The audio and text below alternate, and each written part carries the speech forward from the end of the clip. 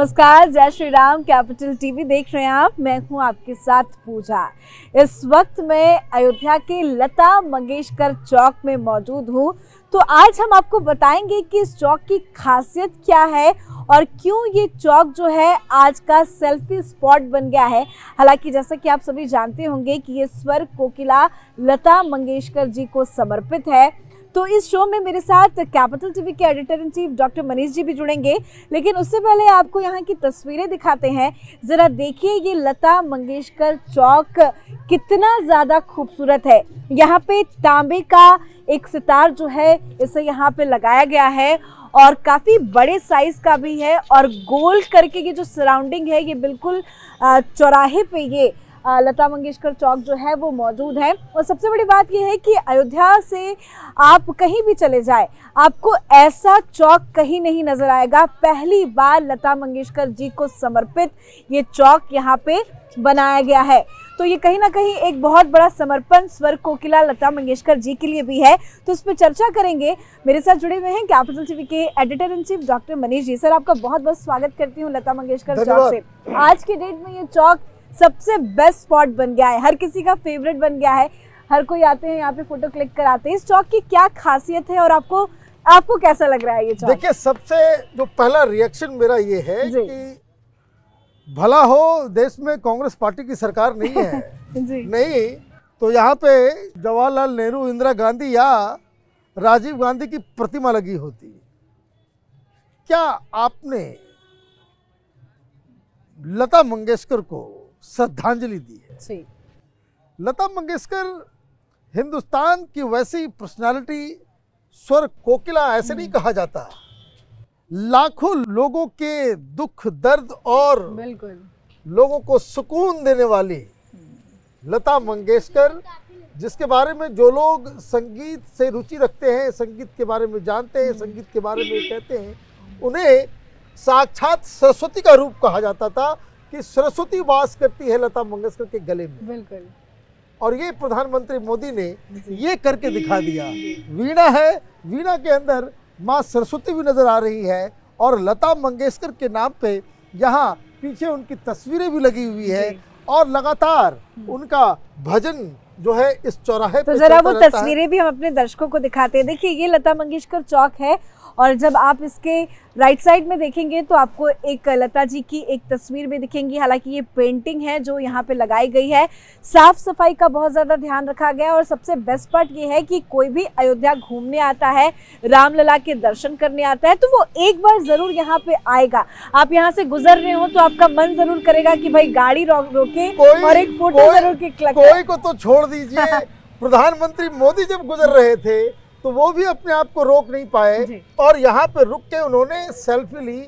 और अभी कोई भी अयोध्या आता है, गाड़ियां यहाँ पे रुकती है रात भर। आप देखिए उस साइड अभी लोग सेल्फी ले रहे हैं। ये रात भर ये सिलसिला जो है वो चलता रहता है। लोग और सबसे अच्छी बात ये है कि पूरी रात यहाँ पे लाइटिंग रहती है। दिन में तो हालांकि रौनक रहती ही रहती है, लेकिन अंधेरा भी रहता है, तो इसकी लाइटिंग बहुत अच्छी है कि ये जो सितार है वो बहुत और खिल के उभर के नजर आता है। खूबसूरती जो है वो और बढ़ जाती है रात के वक्त में। देखिए रात में और ये जगह जो है, मैं बात कर रहा था यहाँ के दुकानदारों से, तो वो बता रहे थे कि पहले तो यहाँ पे रात के बाद इधर कोई आता नहीं था, कहीं कुछ होता नहीं था, एक दो दुकानें होती थी, बस वही।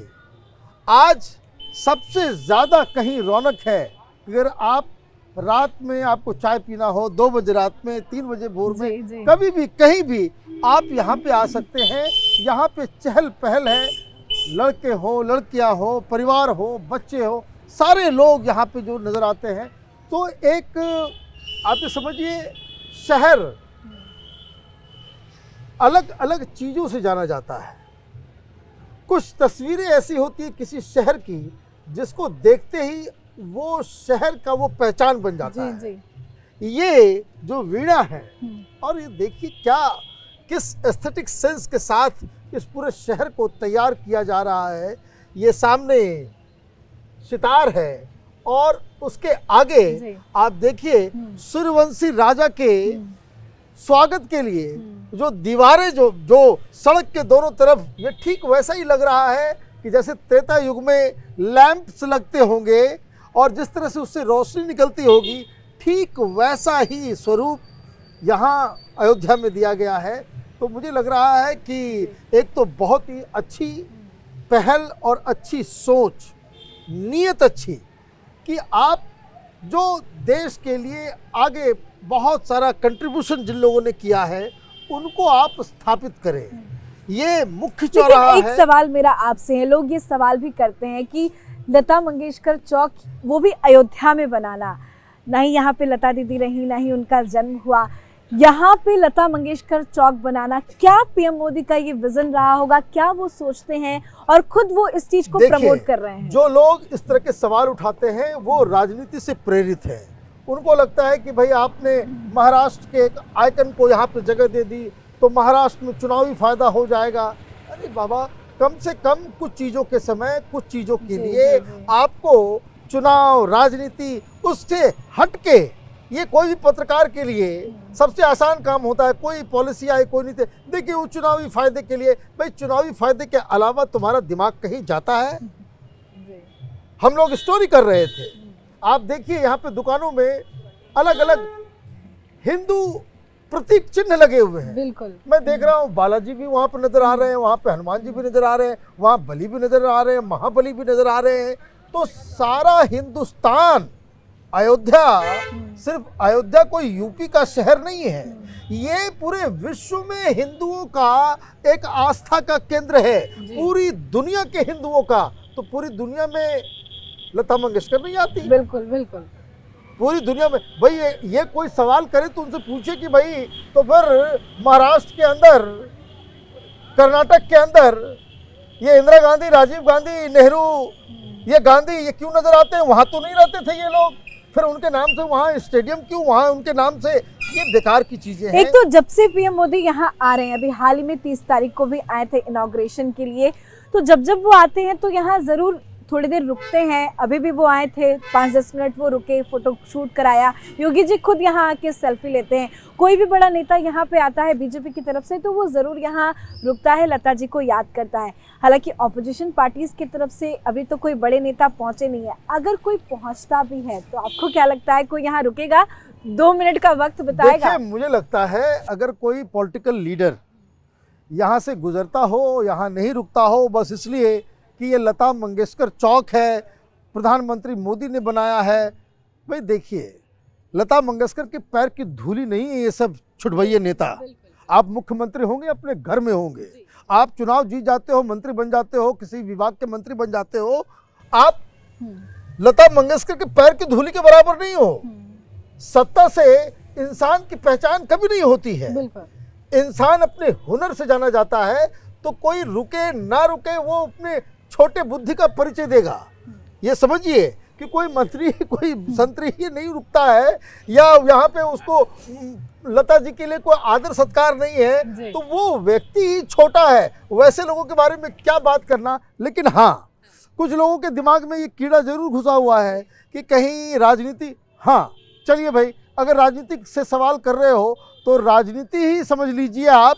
वो इसलिए क्योंकि देखिए, जिस हिसाब से यहाँ पे जो प्रभु श्री राम के मंदिर में चीजें लग रही है, घंटा कहाँ से आ रहा है? साउथ इंडिया से आ रहा है। हाँ, साउथ इंडिया से आ रहा है। पत्थर कहाँ से आ रहा है? हिंदुस्तान में जो जो चीजें जो यहाँ मंदिर में जरूरत थी और देश के जिस कोने में वो बेस्ट होता था, वो प्रभु श्री राम के स्वागत में अर्जित कर दिया गया। कोई नक्काशी कर रहा है। आप देखिए, रामलला कहाँ से आ रहे हैं? रामलला कर्नाटक से आ रहे हैं। कर्नाटक का एक मूर्तिकार उसको बना रहा है। ये वोट बैंक है।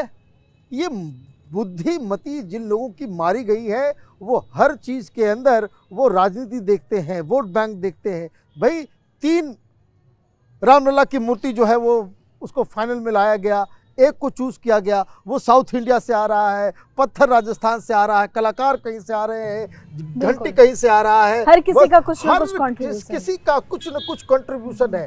तो it is high time we stop seeing everything through prism of election politics. ये समय खत्म हो गया है। ये पूरे हिंदुस्तान को सेलिब्रेट करने का मौका है। हिंदुओं को सेलिब्रेशन चाहिए और राम के इस भव्य मंदिर से बेहतर प्रतीक कुछ नहीं हो सकता। इसलिए जिन लोगों की मति मारी गई, वैसे मैं आखिरी में एक बात बताऊं, होता क्या है, भगवान की भी लीला अपरंपार है।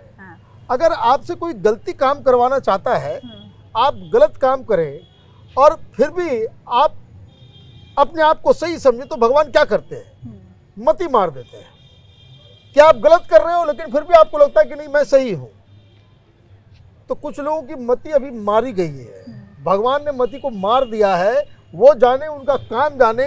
ये हिंदुस्तान और खास करके हिंदुओं के सेंटिमेंट्स का अभी ये ज्वालामुखी है, जो छुएगा वो जल के भस्म हो जाएगा। बहुत बहुत धन्यवाद समझाने के लिए।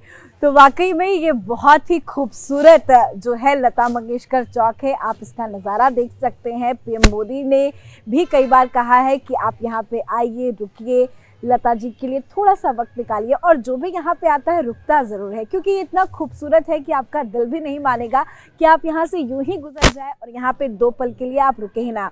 तो जिस तरह से राम मंदिर का विकास हो रहा है, राम मंदिर का भव्य निर्माण हो चुका है, प्राण प्रतिष्ठा की तारीख आ गई है, पर इसका उद्घाटन काफ़ी पहले ही कर दिया गया था, लेकिन आज भी इसकी रौनक काफ़ी ज़्यादा देखने को मिल रही है, क्योंकि जैसे जैसे यहाँ पे लोगों का आना जाना जो है वो बढ़ता जा रहा है, टूरिज्म जो है वो बढ़ रही है, तो यहाँ पे भी लोग आ रहे हैं, फ़ोटोशूट करा रहे हैं, जो एक काफ़ी पॉजिटिविटी भी देता है। आज के हमारे शो में फिलहाल इतना ही। देखते रहिए कैपिटल टीवी। नमस्कार।